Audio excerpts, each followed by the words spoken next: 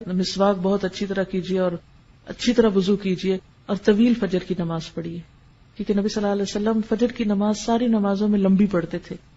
افسوس یہ کہ ہمیں قرآن کا اتنا حصہ یاد نہیں، لیکن جو بھی لمبی سے لمبی صورت یاد ہے اس کو اس میں پڑھنے کی کوشش کریں. دوسری چیز جو اس سے پہلے کرنے کی ہے وہ تلاوت قرآن ہے.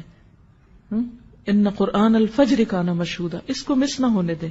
جتنی توفیق ہے، جو لوگ زیادہ تیز پڑھ سکتے وہ کم از کم پارہ پڑھ سکتے ہیں، زیادہ بھی پڑھ سکتے. تو سورج نکلنے سے پہلے تک آپ کیا کریں؟ فجر کی نماز اور تلاوت میں وہ وقت گزاریں، اور بہت عبادت کا بہترین وقت ہے. پھر اس سے پہلے کہ سورج طلوع ہو آپ کیا کریں؟ صبح شام کی دعائیں جو ہیں مسنون اذکار وہ کر لیں. صبح شام کے مسنون اذکار یعنی وہ دعائیں جو نبی صلی اللہ علیہ وسلم صبح شام پڑھا کرتے تھے، آپ مسنون دعاؤں کی کسی بھی کتاب سے لے سکتے ہیں. اس سلسلے میں ایک کتاب وَإِيَّاكَ نَسْتَعِينُ کے نام سے الہدا سے شائع کی گئی ہے. اس میں ان دعاؤں کی سند، فضیلت، پڑھنے کا طریقہ اور اردو اور انگریزی ترجمہ بھی موجود ہے. تو اگر زبانی نہیں آ تو آپ دیکھ کر پڑھ لیں. پھر کیا ہے کہ سورج نکل آیا، اگر اس وقت آپ تھوڑا سا اور انتظار کر لیں یہ ذکر اذکار کر کے تو 2 نفل جو ہیں وہ پڑھ کے پھر آپ اٹھیں. لیکن اگر بیچ میں آپ کو بچوں کو اسکول بھیجنا ہے یا کوئی اور کام کرنا ہے تو آپ وہ کام کر سکتے ہیں، کر کے آ کے 2 نفل ضرور پڑھ لیں، کیونکہ وہ جو 2 نفل ہیں وہ دن بھر کے لیے کافی ہیں. آپ کو اللہ تعالیٰ بہت سے آپ کے کام اپنے ذمے لے لے گا. اس کے بعد پھر تھوڑی سی ہلکی سی دعا کر کے پھر آپ کچن میں چلے جائیں. اب آپ دیکھیں گے اب آپ جو کچن میں جائیں گے برکت بھی ہوگی، راحت ہوگی، دل کی عجیب خوشی ہوگی. لیکن جب ہم دنیا کے کاموں کو ترجیح دیتے ہیں اور عبادات کو پس پش ڈالتے ہیں، پہلے وہ پکانے کھانے میں لگے رہے، پھر سنبھالنے میں لگے رہے، پھر جب نماز کو وہ سورج نکلنے والا ہو گیا جلدی جلدی نماز پڑھی، اس نماز میں کوئی لذت نہیں.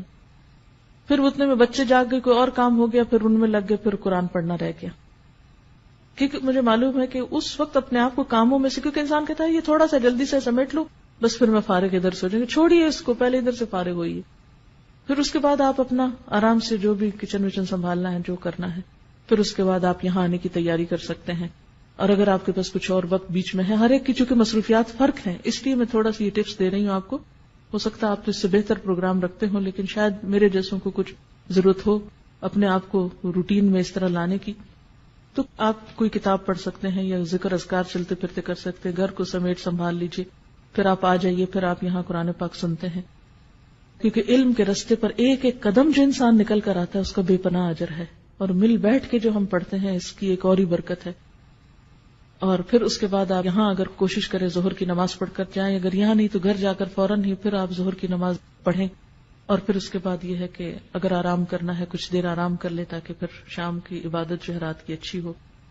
تو پھر اس کے بعد ہر ایک اپنے اپنے روٹین کا کام کر سکتا ہے. پھر خاص طور پر افطار کے قریب جو ہے وہ تھوڑا سا اپنے آپ کو روحانیت کی طرف پھر لائیں، افطاری لگا لیں، کر لیں جو بھی کرنا ہے. 5 منٹ دیں، 3 منٹ دیں، 2 منٹ دیں، 10 منٹ دیں، حسب توفیق جو کسی کو اویلیبل ہے. کہیں پر بھی ہیں آپ، اپنے گھر میں یا کہیں افطار کرنے گئے ہیں یا کوئی آپ کی طرف آیا ہے یا آپ کسی گاڑی میں بیٹھے ہوئے ہیں، افطار سے پہلے کے چند لمحے انتہائی قیمتی ہیں. دعاؤں کی قبولیت کا وقت ہے، اس میں پھر دعا کی طرف رجوع کریں.